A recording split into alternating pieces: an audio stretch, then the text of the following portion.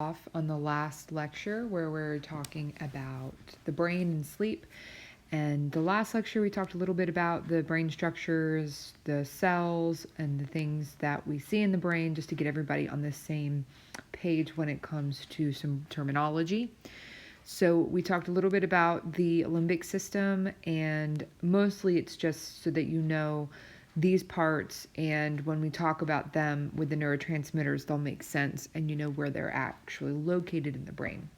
So when it comes to what happens in the brain when we're awake, so we talked about some of the neurotransmitters that are important for this particular thing, but we're going to talk about some of the brain structures that are also important. So when it comes to waking, the ascending reticular activating system, or ARAS, is important for this process. Now, when it comes to the reticular formation, remember that this isn't really a structure. It's more of this particular area here in the brainstem that is what we kind of see as a lining of particular cells. So this ascending means that it's moving up versus moving down. So descending would be moving down. So we're finding that the information is moving from the reticular activating system throughout the brain. And so there are a couple of routes that the reticular activating system takes in order to wake the brain, and I'll cover those in just a second. So one thing to keep in mind is the anterior portion, or the front portion of the reticular activating system, or reticular formation, is important for this activating system. This particular system is receiving inputs from most of the sensory systems in the forebrain area. The output that this system generates is going to go to the thalamus, and so it's going to go a portion to the thalamus, and is going to, so that's one route. And then the other route is that it's going to the posterior hypothalamus. So here's the hypothalamus here. And when it goes to the posterior hypothalamus, it's going to use histamine to activate the cerebral cortex. So it's going to use the neurotransmitter histamine to project that information out. So when it is going through the posterior hypothalamus, is going to use histamine to activate the cerebral cortex. And then what that does is it sends output to the basal forebrain area, and it's going to then use acetylcholine to activate the cerebral cortex as well as the hippocampus. Remember, the hippocampus is important for memory. So histamine and acetylcholine play a big role in the activation and waking portion of this. Now, the reason why I wanted to include some different pictures here is to kind of show you what the midbrain and hindbrain of the brainstem look like given different views and different slides in the brain.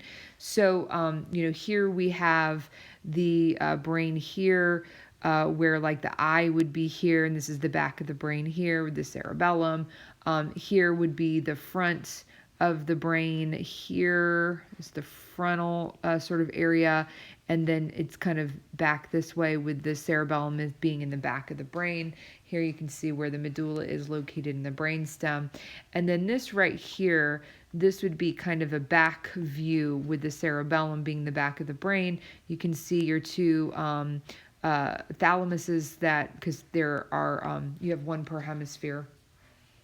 And then the slice taken from this part of the brainstem here, you can see where the reticular formation runs through this particular area. And also you can see things like the superior colliculus, substantia nigra, things like that. Most what I want you to pay attention to is this reticular formation and how that is sort of spread through the brainstem. Now, some other important things that we have to keep in mind when it comes to wakefulness So we have here, I'm just going to go ahead and put this whole thing out.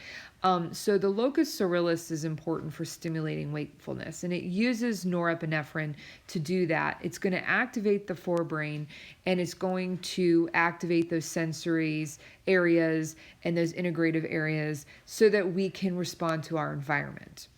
The locus coeruleus is also important for kind of dictating what we attend to. So what sensory input that comes in that's important enough for us to pay attention to. So, you navigate your environment and there's tons of stimulation from all over the place. We hear things, smell things, see things, taste things. We have our sensory, kind of our feely that we feel around us. In terms of where we are in space. And all of that sensory information has to be filtered through our brain. And when that's filtered through, some of it's going to be ignored, and some of it is going to come to our conscious awareness. And so when we're sleeping, we're always in sort of a state of potential awareness where we are still filtering out sensory input. We can't be completely closed off in our environment, or we can't survive as a species. So imagine you are in a house fire, for example. If you're asleep and completely cut off from your environment and there's a fire going on in your house, there's smoke, there's heat, there's all these sensory elements that are happening around you. If you're completely cut off, then you will not wake up and you will not escape the fire. It's the same thing if you look sort of evolutionarily speaking. If you are sleeping and there's a bear outside of your wherever you're sleeping at, and it's going to come in to attack you, you're going to have some sensory input that's going to come in that's going to override your sleep and wake you up to say, hey, there's something that's dangerous and you need to wake up. So we always have some element of sensory information coming in. And the locus coeruleus is important for this part of this process. The thalamus is also really important for filtering information. But the locus coeruleus is important for activating the forebrain for wakefulness. Now, the RAFA is also important for stimulating wakefulness, and it activates the forebrain with the use of serotonin. And we talked about how serotonin was important. So the locus coeruleus area is using norepinephrine. RAFA nucleus is using this serotonin to activate the forebrain. Dopamine is also really important. It's another important neurotransmitter for wakefulness, to activate the forebrain through different brainstem areas. And then finally here, the lateral hypothalamus is important because this is the area that has those neurons that produce orexin or hypocretin. And remember, hypocretin or orexin is important for wakefulness. It's the neurons that are destroyed in the disorder narcolepsy. Remember, narcolepsy is when you have this like sudden urge to fall asleep. When you lose orexin and orexinergic neurons, you are losing the ability to stay awake. And so the lateral hypothalamus is one of the few areas that contains these neurons for this particular chemical. And what we find is that orexin specifically is released from the ends of these axons in the lateral hypothalamus to several different areas in the brain to facilitate and maintain wakefulness. So it is an important set of neurons. So when moving on to sleep, so that was important for wakefulness. We talked about some of the neurotransmitters important for wakefulness, serotonin, norepinephrine, things like that. Now let's talk about what is important for non-REM sleep. Now, we talked about some of those neurotransmitters already, but now let's talk about not only the neurotransmitters, but the areas in the brain. So we talked a bit about the forebrain. The basal forebrain, which is located about here, is really important for non-REM sleep. GABA, which is notably an inhibitory neurotransmitter. GABA is important for helping maintain non-REM sleep. So remember, non-REM sleep, non-rapid eye movement sleep, is stages 1 through 4. And it's the type of sleep where we see no muscle paralysis. It's moving from drowsiness all the way to deep slow wave sleep. So GABA, along with somatostatin and corticostatins, which are neuromodulators, those are important for dampening the forebrain activity. Now, remember that GABA is inhibitory, so if you inhibit those firings, the idea is that you're going to reduce the activity in the area. So GABA, along with these neuromodulators, and neuromodulators' job is basically to modulate neurotransmitters. They're sending out more of this, less of this, and sort of their roles as kind of like the supervisors of the neurotransmitter world, the Karens, so to speak. And so their job is to kind of boss everybody around. We need more of this, we need less of this, whatever. And so this process is going to directly dampen this forebrain activity here, and then it's going to indirectly dampen that ARAS area. And so remember, we talked about that being important for wakefulness. Well, if you're going to dampen that area, then of course that's going to lead to drowsiness. Now, compared to waking, this is really important. So we find that the activity that we see in sleep is not the same as not awake, right? So it's not the same as being under for anesthesia. It's not the same as being in a coma. It's different. And we see the activity being different from wakefulness into different stages of sleep and different types of sleep. What we find in non-REM sleep, when you compare an awake and alert brain, is that during non-REM sleep, there's more firing, more activation in the anterior hypothalamus and in the amygdala. And remember, amygdala is important for things like motivation and emotion, especially fear and negative emotion. The hypothalamus is important for regulating sleep, regulating appetite, regulating body temperature, things like that. So even though you're in a sleep state, it doesn't mean that all the activity in your brain is dampened. There is evidence for increased activity in certain areas of the brain that we don't see during waking. And then, of course, we see dampened activity during sleep that we don't see during wakefulness. So during wakefulness, we might see, for example, the dorsal pons, the thalamus, basal forebrain areas are all much more active during wakefulness than we see in non-REM sleep. So the overall brain activity during non-REM sleep is more dampened. We also see anterior cingulate cortex and associative eye areas of the frontal cortex, which you see right above the eyes. These are all dampened as well, which makes sense because you're not getting as much input in, so there's going to be less output out. And so that's kind of what we see when it comes to non-REM sleep. Now with REM sleep, what you're going to find, again, is a different level of activation compared to non-REM sleep and a different level of activation compared to when you're awake. So some of the areas that you see that's more active during non-REM than REM sleep compared to when you're awake. So more activation during REM sleep compared to wakefulness is, for example, the temporal and occipital cortical lobes, that sort of junction there. You're going to see the back of the pons. You're going to see the midbrain area. So these are the pons, midbrain area here, more active. You're going to see more activation in the thalamus. The thalamus's job is to filter out that information to make sure to keep you asleep. Okay, what do I need to attend to? What's important? We also find that the limbic system is important to be activated here and might also explain why we see why we see some emotional elements in our dreams, for example. Now, when we some other areas that we see of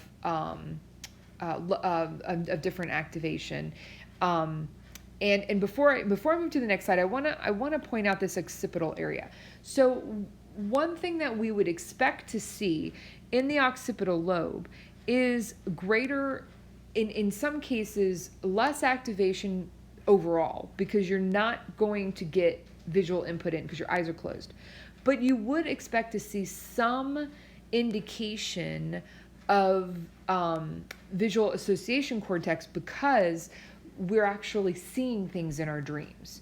So it's not out of the ordinary to see that activation happen during the dream state, because you see things in your dreams, you hear things in your dreams. So this junction of temporal and occipital cortical lobes, temporal important for auditory stimulation, occipital area important for visual information.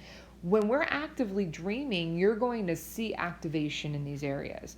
So it's not necessarily out of the scope to believe, hey, okay, we have activation during the dream states. Now, we also find that there's less activity in the associative areas in the frontal cortex. So this could explain why, for example, a lot of our dreams don't make any sense. The frontal association area's job, the frontal cortex's job, is to make sense of things. It's important for decision making and being kind of like our personality and our reasoning area of the brain. And a lot of times in our dreams, they don't make a whole lot of sense. So we're getting all this input, all this output, but none of it actually kind of goes together. The amygdala, it actually influences the temporal cortex, and so we're seeing increased activity in this particular area of the limbic system. The hippocampus tends to be activated in a different way in REM sleep than it is in wakefulness, and it could be that it's the consolidation process. So we know that there's memory consolidation that occurs during sleep. So everything that you remembered during the day gets replayed at night when you're sleeping. And we'll talk a little bit more about this here in a few minutes. We also find that the sides of the pons are important for producing REM sleep, and that specific area contains cells that we call REM-on and REM-off cells. Now, these particular cells are located on the side of the pons, and they have some really interesting jobs. So what we find is that there's a lot of REM-on cells that have to cooperate with different areas of the brain. They have to cooperate with midbrain cells. They have to cooperate with the medulla. They have to cooperate with the hypothalamus in order to initiate REM sleep. Acetylcholine, glutamate, glycine, GABA, all important for the initiation and maintenance of REM sleep. Part of this process is, of course, muscle paralysis. And so you have to see some inhibitory neurotransmitters come into play to paralyze those muscles so that you're not acting out your dreams. One other set of cells that we see that's really important is, for example, this dance, this interplay between REM-on and REM-off cells. So the REM-off cells are located in the locus ceruleus and use norepinephrine in that area. And they're also concentrated in the raphe, which it uses serotonin. So the REM-on cells are located at the side of the pons. The REM-off cells are in the locus ceruleus and the raphe. And they have very intricate dance with the REM-on cells.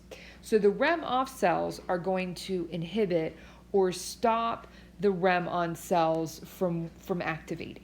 Okay, but they can only do this for so long. So the REM-off cells are only so powerful, right? And as they work to inhibit the REM-on cells, they start to weaken throughout the night. And when the amount of REM-off cells can no longer overpower the REM-on cells, then we're going to switch to REM sleep. So then this is where we get the transition between non-REM and REM sleep. So the REM-off cells work really hard to inhibit REM-on cells during the process of sleep, during non-REM sleep. Then it can't do it anymore. And then the REM-on cells are going to now overpower the REM-off cells, but they can only do it for so long.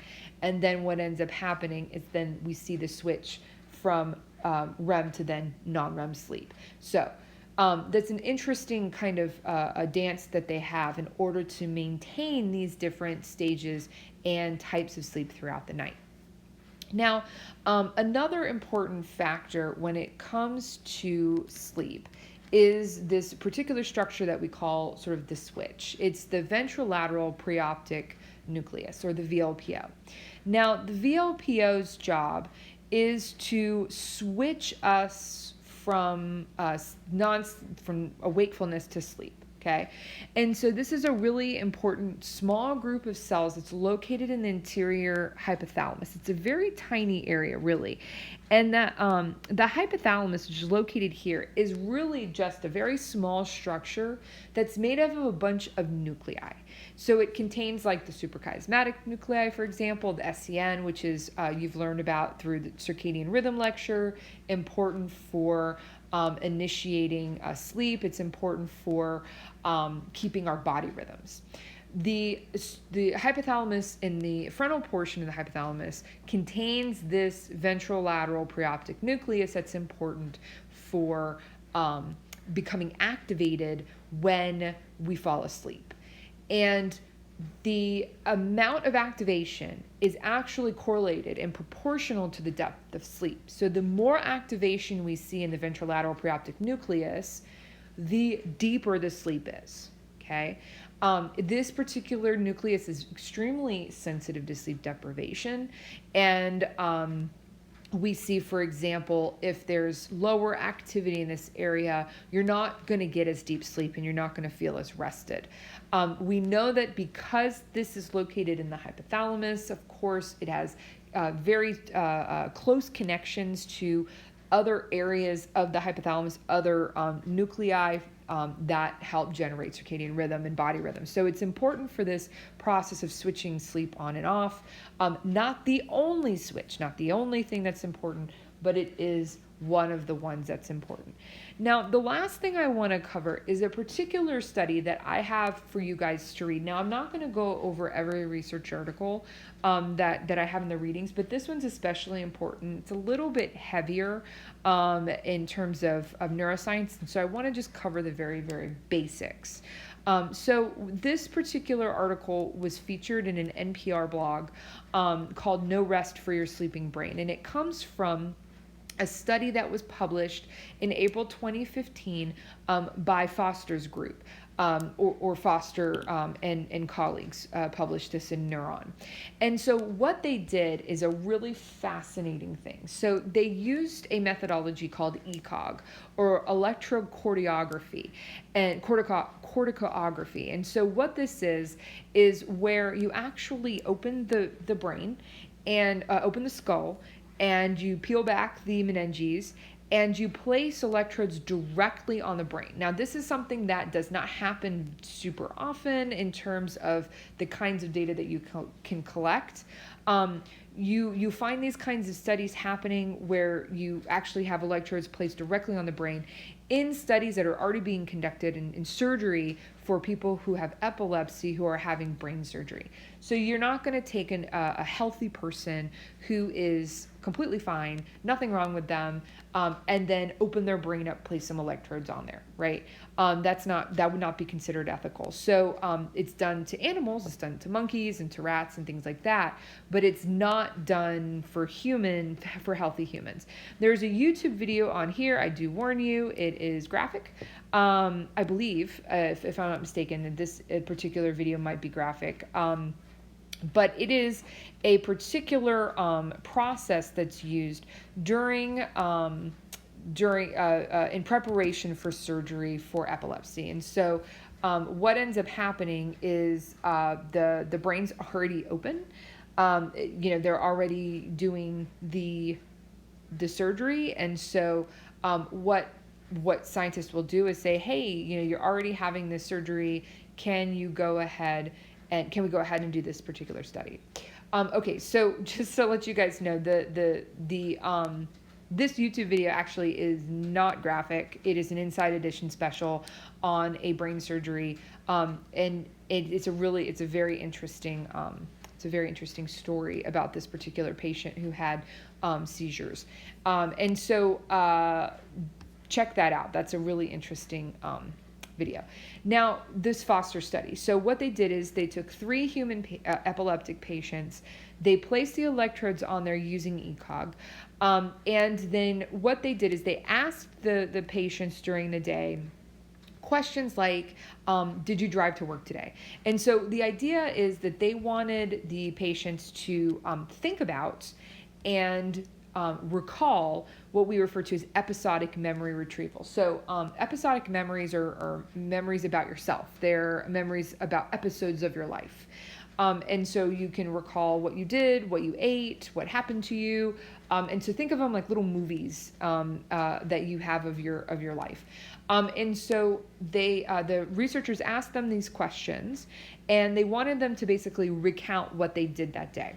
And so the people were awake. You know, they had these electrodes that were placed on the brain, and they wanted to see what areas of the brain activated when these patients recalled these episodic memories.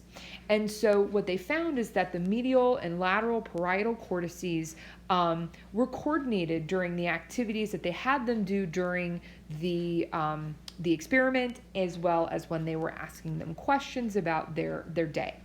And so what they were interested in is, okay, they had all this data.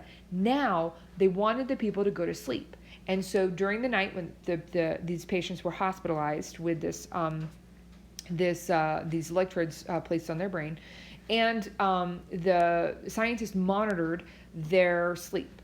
And so what they found is that the same coordinated activity, so this medial, this lateral parietal cortices here that were being mapped, the pattern of activation that they found during the day, during the experiments that they had them do, and during the episodic memory recall, were present in the same pattern during sleep.